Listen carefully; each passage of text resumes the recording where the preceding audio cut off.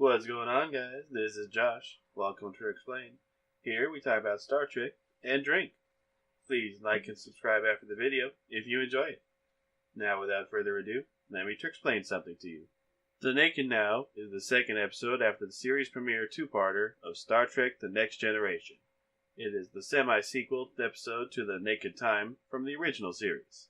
It starts off with the Enterprise heading to a science festival called Tsiolkovsky, if I pronounced that right. That ship has been sending weird messages while in orbit around a red giant star, and the Enterprise was sent to investigate. A sultry female voice comes on the intercom and asks if there are any pretty boys on the Enterprise and invite them to a party. A blowout. And then there's an explosion and nobody can believe their ears. That explosion was an emergency hatch being blown. How the fuck did they manage that? Riker assembles an away team and beams over to investigate. Seems like there was a wild party on the Tsiolkovsky, or however you say it. Data tries to access the cameras and is able to view one of the emergency hatches. Sure enough, it was blown out.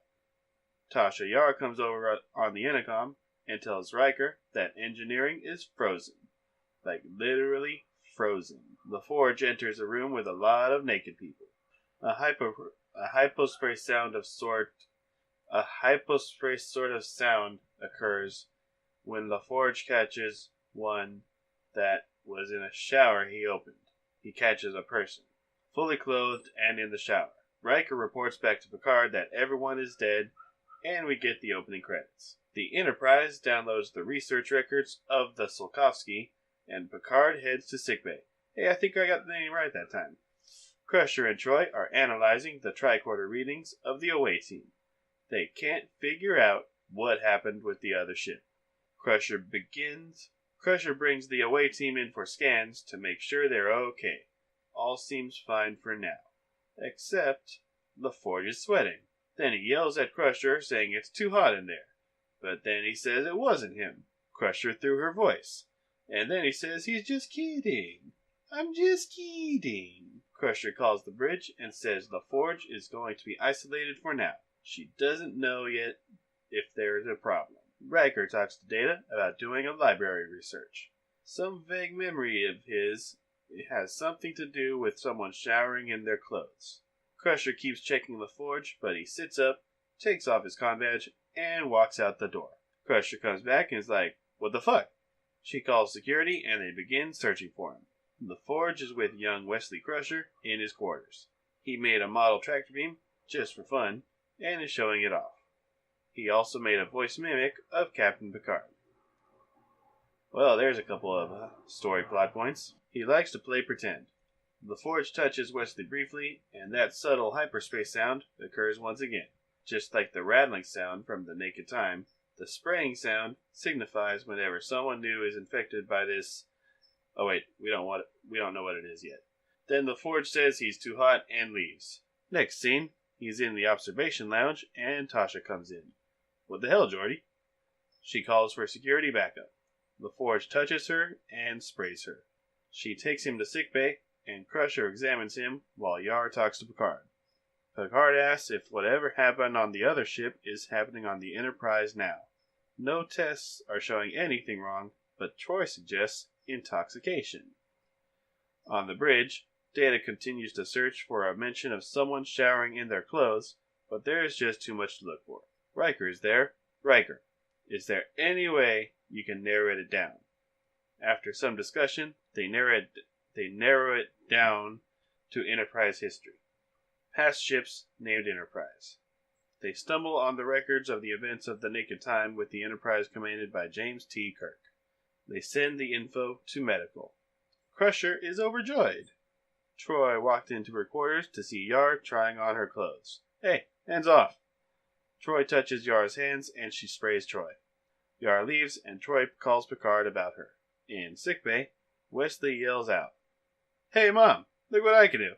Dr. Crusher comes in and sees Wesley's tractor beam. That's super, Wes. Go to your room. Tasha is strolling down the halls and happens upon a guy. Then she kisses him. She's drunk, so why not? #me too. Also, he's infected now. Picard asks Data of that red giant Picard asks Data if that red giant star collapses with them so close, how bad would it be? Data dismisses it because they could easily outrun anything on half impulse power. Oh, that sounds good. In engineering, Picard calls the chief engineer to the bridge. Then he calls the assistant chief to medical. Wes comes in and shakes his hand. Then he convinces him to leave and put Wesley Crusher in charge. How the fuck did some kid do that? There are other people around in uniforms. Put one of them in charge. The chief comes to the bridge, and an announcement from Picard comes over the intercom, giving Wesley Crusher control of the Enterprise. Picard just heard his own voice give that command, but he didn't say it. Acting Captain Wesley Crusher. What the fuck? Wesley puts up a force field using his tractor emitter to prevent people from coming into the engineering office. And he also demands that dessert should be before and after every meal. A similar request was made by Riley on the original Enterprise. The assistant engineer comes back and is clearly intoxicated. Just like me. He walks into the force field, but is just impressed by it. He swears to be faithful to Wes, and he gets entry to the secret base. Picard sends Data to take care of Yar. Data comes in and she's like, "Hey there, you big hunk of metal. Come make some Wookiee goldbrick with me." He is fully functional after all, programmed in multiple techniques. She takes him to her bed and infects him too. Riker reports to Picard from engineering and says everything got messed up. Isolinear chips everywhere, and no way to get into the engineering office to fix it. Damn it, man. Deanna Troi comes in and talks to Riker. She's infected too, and he takes her to sickbay. But she infects him. Crusher injects LaForge with the original Enterprise formula for detoxifying the polywater shit, but it doesn't work. Riker comes in with Troi and tells Crusher about her. Riker touches her gently and infects her. Crusher says the formula didn't work. But why? She needs to isolate Riker, but he says, "It won't matter if we're dead," and walks out the door. Picard and Wesley talk over the view screen, and Wes is being a smartass while Picard is just trying to get systems back to normal. Picard explains to him that Wes is drunk. They talk about the tractor beam with the Tsiolkovsky, and Wes says he'll get right on it before hanging up on Picard. How frustrating for you, John Luke. The star is beginning to collapse. Ah, fuck. In engineering, Riker and the chief engineer are trying to short out Wesley's power for the force field to no avail. Meanwhile, Crusher is still trying to work on a cure. Data comes back to the bridge, and he is drunk too. Wait, but he's not even human.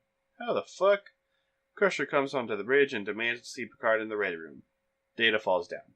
Crusher tells Picard that she's infected too. She finds Picard really attractive, but they don't have time for that sort of thing. Oh my.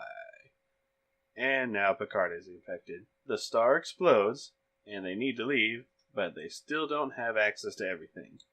It's interesting to note that Riker is infected as much as everyone, but doesn't seem to be affected as badly. This is because Riker is a party animal. He's used to these sensations. They need to leave, but navigation is not functioning. In engineering, power is finally cut, and Wes and the assistant engineer are scolded by the chief. They need Data to assemble him. They send him down, and Data begins assembling everything, but he won't finish in time. What is everyone to do? Picard heads to sickbay to talk to Crusher, but they're both losing focus. Crusher goes over to test a new antidote on Geordi. The ship needs a bit more time to reassemble the... Wait, what? Data needs a bit more time to reassemble the isolinear chips, so they want to push the Tsiolkovsky into the starfrag. Piece of cake for boy genius Wesley Crusher. In sickbay, they inject LaForge and he straightens right up. Everything is fine with him, so Crusher cures herself and Picard, and they set out to cure the crew. Picard comes in and cures everyone, then Wesley figures out how to push the ship into the star fragment. It gives them just the extra bit of time they need for Data to finish, and they get out of there before the ship can get hit. They congratulate Wesley on figuring out how to get the Enterprise away, even though it was his fault in the first place, and Picard and Riker head back up to the bridge. Yara and Data exchange glances, and she says it never happened. We know what that means. Bow chicka bow wow. Then they're all off on their next adventure. That's all for today's episode. Thanks for watching Treksplained. If you liked today's video, please drop a like and subscribe so you get updates on new videos. See you next time on Treksplained.